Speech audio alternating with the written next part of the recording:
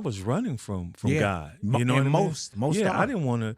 I couldn't stand the church. I thought it was hypocritical. My father, he was called to be a pastor, but ran from it because he was a popular barber in my city, and he would cut all the pimps' hair. Mm-hmm. And he knew that a lot of them became pastors because they wouldn't have to risk getting arrested or getting in Right. jail. And they would say, Big O, it's the same thing, my man. We get to get a Cadillac, we tax exempt, and we still got to speak to the HOES. So my father said, I don't want to be associated with that, instead of saying, I'm going to answer your call and change it. Right. So I ran from it, and I told God, I said, look, I ain't doing this. I said, because you're going to need more than a Bible study to get me to change, because I was studying Egyptology, Islam, study Hinduism, metaphysics. So you're going to have to show me.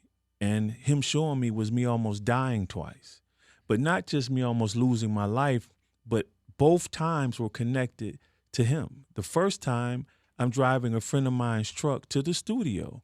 He didn't want to go for some reason. I found out later, after I got in an accident, a rollover accident, almost dying. When he comes in the ER, he's screaming and crying. I'm like, what's wrong, dude? I'm fine. He says, no, my mother told me this was going to happen to you. Oh, my God. She told him not to drive his truck because someone had to get in an accident, and that someone was me, and God was calling me. I still didn't listen. Even though when she told me that, I said, all right, it'll take more than that. Mm-hmm. The second time, I'm working at Coca-Cola. The music dream was fading away. My daughter was born. I had to have insurance. I'm unloading a truck. Prior to that, let me back up a little bit. I'm talking to my wife on the phone.